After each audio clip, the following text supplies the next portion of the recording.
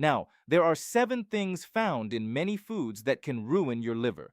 I want to raise awareness about this because a lot of people are exposed to these ingredients regularly and don't even realize it. When it comes to your health, you're only as healthy as your liver. Your skin, for example, is often a reflection of your liver.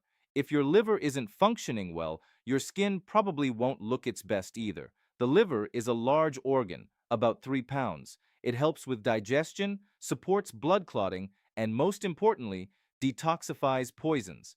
It takes harmful substances and turns them into less harmful ones. So, let's dive right in. Number 1, soy protein isolates. Here's the big question. How do they isolate the protein from soy? They use chemicals. It's highly processed and goes through multiple steps to extract this concentrated protein. One chemical used is hexane, a petroleum byproduct. It's a solvent and not good for the liver. It's even considered a neurotoxin. If you look at diet shakes, protein powders, protein bars, or veggie burgers, read the label carefully. I don't recommend consuming products that contain soy protein isolates. I first noticed issues with this when patients came to my clinic on a diet called Ideal Protein. It was marketed as a healthy ketogenic plan, very low carb, but also very low fat, and made with low quality ingredients. It was filled with soy protein isolates. While people did lose weight, they didn't look healthy. Some developed liver inflammation, elevated liver enzymes, digestive problems, and gallbladder issues. When they stopped using those products, many improved significantly. Number 2, fructose.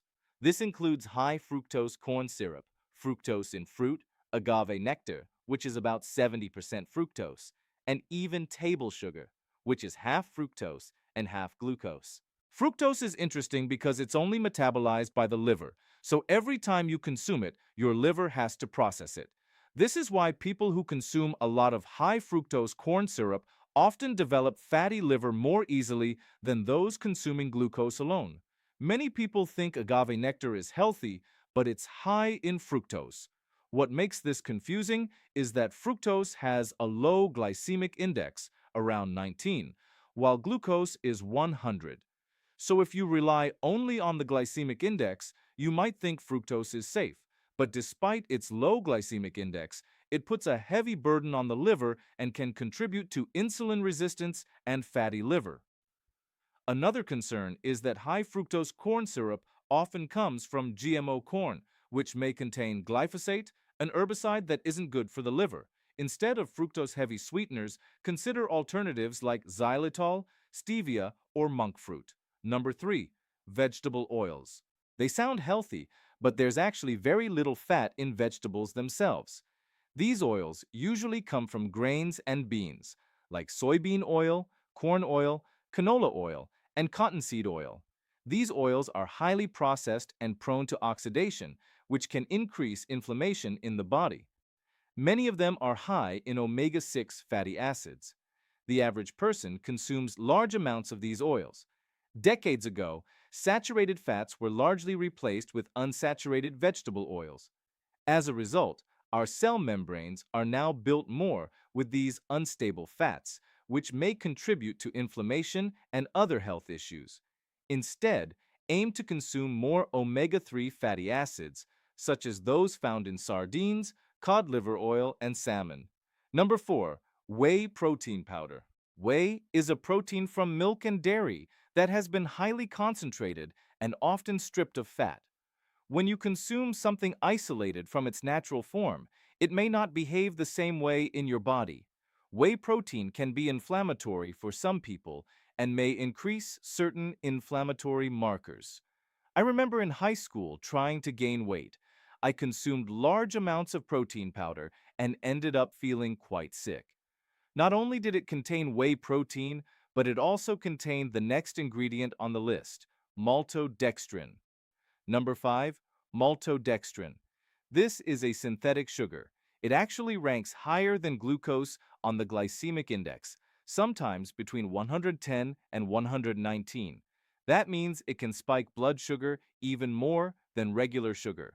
It's commonly used as a filler in protein powders, vitamins, puddings, protein bars, post-workout gels, and even in products like Splenda. It's also found in many keto-friendly foods. Maltodextrin can contribute to fatty liver and blood sugar problems. It's often made from corn, wheat, rice, potato, or tapioca, sometimes from GMO sources. It's best to avoid it whenever possible. Number 6. Aflatoxins. Aflatoxins are toxins produced by certain fungi. They are carcinogenic and harmful to the liver. They're most commonly found in peanuts and corn, especially when stored in moist environments. If you consume peanut butter, Valencia peanuts are generally considered less likely to contain aflatoxins, especially if organic. Since corn is used in many processed foods, it's important to be aware of hidden sources. Number 7. MSG, monosodium glutamate. MSG is a flavor enhancer found in many processed foods and fast food restaurants. It can appear under different names, such as modified food starch. It's used to enhance flavor and can make you want to eat more. While it doesn't taste overly salty, it can cause fluid retention and contains hidden sodium. Some people are sensitive to it. It's often found in processed snacks, fast food, certain packaged products, and some commercial dairy products. In my practice, many patients who felt unwell couldn't identify the cause. When I asked what they ate before their symptoms started, we often found one of these ingredients was involved. Now, what about red meat? Is it bad for the liver? For most people, quality grass-fed red meat is not harmful. However, if someone has iron overload, excess iron can be toxic to the liver and may contribute to conditions like cirrhosis. In that case, red meat intake may need to be limited, but for most people without iron issues, quality red meat is not a problem.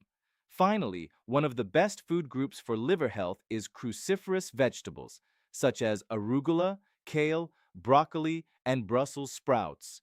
These vegetables support the liver's natural detoxification processes and are excellent to include regularly in your diet.